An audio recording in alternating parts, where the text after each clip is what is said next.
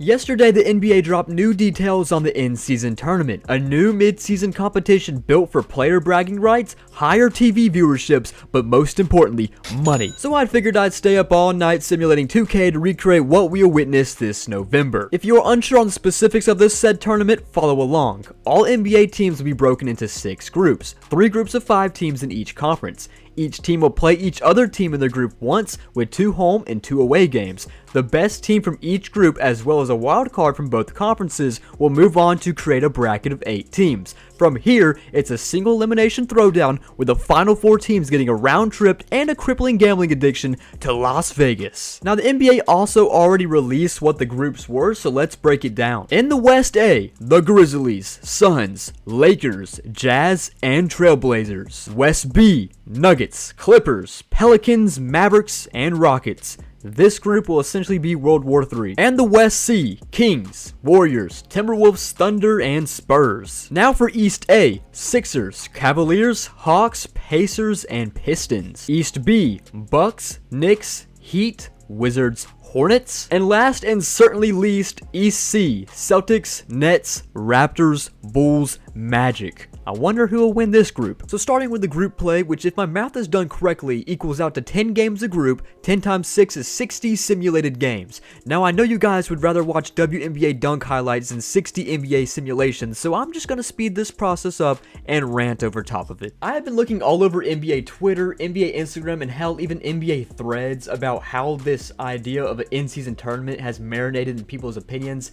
And man, I gotta say, I don't mean to sound like this, but a lot of you guys are just completely bitching. I mean, who can really complain about more meaningful and competitive games in the NBA? The only people who have the right to complain are the players and staff who would much rather have some more time off to stream Call of Duty Warzone at home. And hell, I'd much rather watch 87-year-old LeBron average 35, 5, and 10 than watch him average 25 handshakes, 10 Instagram posts on ESPN, and 5 bench seats warmed. Load management in the NBA is becoming a problem. And yes, you could say this is a cash grab by the NBA, but can you really blame them? I mean, the NBA season goes like this. Oh man, the NBA is back. I'm so excited. Oh, nobody really cares. Oh, look, we have Christmas Day games. I'm so excited again. That bottom peak right there, that's what that in-season tournament is filling. And just ask yourself, would you rather watch Kyle Kuzma suit up in a men's uniform and play some games, or watch him sit courtside in a woman's sundress? After 2 hours and 13 minutes of simulating 60 total games using the playoff feature, it was 2 o'clock in the morning and I finally got the graphics done, where we will start with the West A standings. The bottom was the Blazers, the Jazz were also 1-3, and you can see the Lakers finished at 2-2 with a 0-point differential. The Suns finished second, 3-1 with plus 14, and the Grizzlies won the A on a 3-1 record with a plus 17. I don't know what the tiebreaker is going to be yet. I don't think they've announced that yet, so I decided it would be easier on me to do point differential as the tiebreaker. West B, I feel really bad for the Rockets. Every single team here was much better than them. Even the Pelicans, who finished 2-2. Same with the Clippers, who I thought would be better. They finished 2-2 with a negative point differential, but our top 2 teams both went 3-1.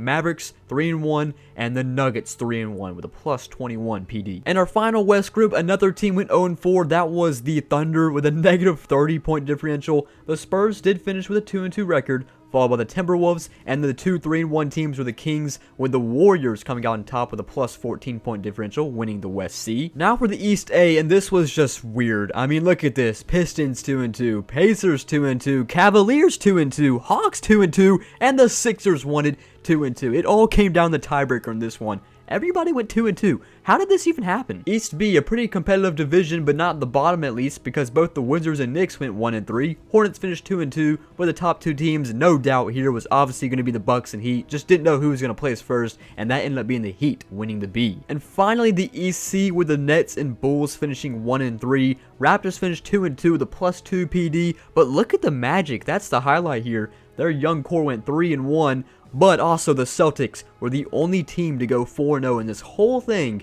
winning all 4 games with a plus 21 point differential. So what 8 teams make it then? Well, we'll start with the West. As you can see, the A1 winner is the Grizzlies, B1 Nuggets, C1 Warriors, and the best wild card ended up being the Phoenix Suns. And into the Eastern Conference, the A1 was the Sixers, the B1 was the Heat, the C1 was the Celtics, and the wild card out of the Eastern Conference was the Milwaukee Bucks. Now, if you were to see these teams based on the 4 games they would play, you would get this bracket right here with our final 8 teams in a single elimination tournament. The the #1 Nuggets versus the wildcard Suns, and the 2 versus 3 Grizzlies and Warriors in the Western Conference. And on the East, the Celtics versus the Bucks. That's the 1 versus the wildcard, and the 2 versus 3 Heat Sixers. We're gonna kick things off in the top left in the Western Conference, the Nuggets and the Suns in Denver. We have joined late here in the fourth quarter between the Nuggets and Suns with 2 minutes left. It's a 1-point lead for the Nuggets right now, but not before Kevin Durant goes in, passes one to Ayton. He's posted up with Jokic,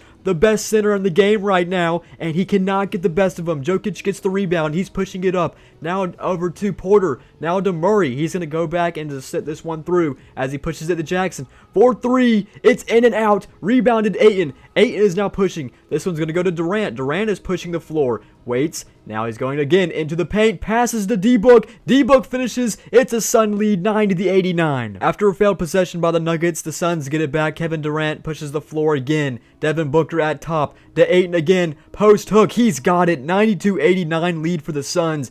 Looks like the Nuggets offense has gone stale, but they're going to have another chance at it as Jokic is fouled by Ayton. He'll be going for line for 2. His first shot hits the bank, 94-92, and his second shot, he's got it through as well. It's 94-93. They would end up having to foul Kevin Durant, bring him to the line, so it'll be a 3-point game, and this is the last chance for the Nuggets more than likely. It's going to Jackson. Will he be the one taking the shot? No, it's going to Jokic for 3. Off, hits the back of the rim, rebounded Durant. Here comes the fouls. That's going to put an abrupt end to this one as the Suns win 98-93. Maybe the reason the Nuggets lost is because Nikola Jokic came just short of a triple-double. He had 29, 15, and 8. And that's because D-Book, Kevin Durant, and Bradley Beal, the new big 3 in Phoenix, got the best of them. D-Book had 20 points, Kevin Durant with 19, and Bradley Beal with 17. Now we join in from Memphis, and I do not know if the suspension will be up for Ja Morant at this time. We'll just pretend in this world Ja Morant was caught in his Instagram story with a Nerf gun instead of a real gun. But it's currently a Golden State lead, 114-113. Here's Chris Paul, the new Warrior, and he's already making a difference as he completely bricks this floater. Going to be rebounded by the Grizzlies, not before Desmond Bane goes up and gets fouled, so he'll be going to the line. He's already cashed in 1. This is to make it 2. It's now a Grizzly lead. And now Chris Paul going to command the court. He calls ISO. He wants the ball himself, looking to go 0 for 2 already in this video. There you have it. It's rebounded by the Grizzlies. Ja Morant was taken out of the game because he was spotted doing the finger gun emote towards the crowd. And one thing I also noticed is that Stephen Curry is not in the game. I have no clue why he's not in the game because Chris Paul currently, who thinks he's doing everything, is actually doing nothing. But at least he got fouled here. Chris Paul did go to the line. He's going to put up his second free throw. He nailed both of them. And this just led to the Grizzlies basically just taking control of the game. But look who they finally decided to put in the game. Stephen Curry. I mean, I don't really know what's gone to Steve Kerr's head. I mean, ever since he's named his son Nick, it just makes sense. Grizzlies won 123-116. Ja Morant had a 30-point double-double with 30, 12, and 5. And the star of the Warriors tonight was Klay Thompson with a 34-6 in one game, which was unfortunately was just not enough to beat the Grizzlies. Stephen Curry had 28 points, 8 and 7. We're heading over to the East. It's currently a 4-point game in Boston. The wild card Bucks are getting it done with this Giannis slam, which is now going to put the game to 132-128. It was just a 2-point game there,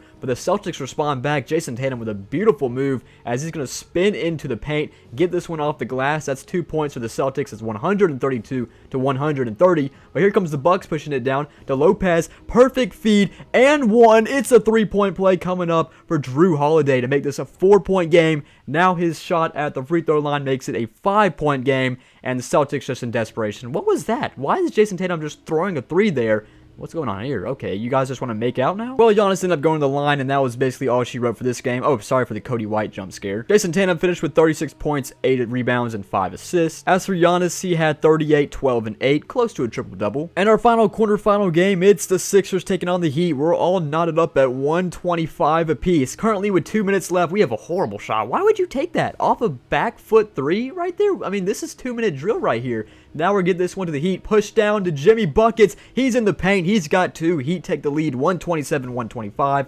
And once again, Heat get the ball back, and Jimmy Buckets is raining on your parade. It's 129-127 now with that bucket, as he's going to add on to his long list of points in the paint and points in total. And now you have Joel Embiid trying to work the paint now, but he can't do it like Jimmy B, as he's going to be off here, rebounded by the Heat, and they're forced to foul. That's going to put an end to this one. Heat would end up winning 130-127, with Jimmy Butler putting up 34, 9, and 5, with 2 steals and 2 blocks. And Tyler Hero, oh my, 33 points. And Thomas Bryant, 17 points. Sweet. Joel Embiid finished with a 29-point, 10 rebound double-double, and James Harden at 21, 6, and 15, which led us to this bracket right here. We're going to have both wild cards move on, as the Suns versus versus Grizzlies, and the Bucks versus the Heat. But Dean, the semifinals are supposed to be in Vegas. Yeah, I know, okay? I can't get Vegas in NBA 2K, but that's why we're playing here in Memphis. What a shot by D-Bug. That's going to make it a 4-point game. That was clutch. Grizzlies take the ball up. They have Ja Morant. He gets in the paint. He's going to get those 2 points right back. We're going to have a timeout by the Suns. And going back out, we get a couple fouls as the Suns will have 2 points on the board again. Now a 4-point game. The Grizzlies will call a timeout. So now the Grizzlies inbound at the timeout. They're going to need a quick 2 points here. That's exactly what they're going for. And they get it. 2-point shot in the paint. It's 122 to 120.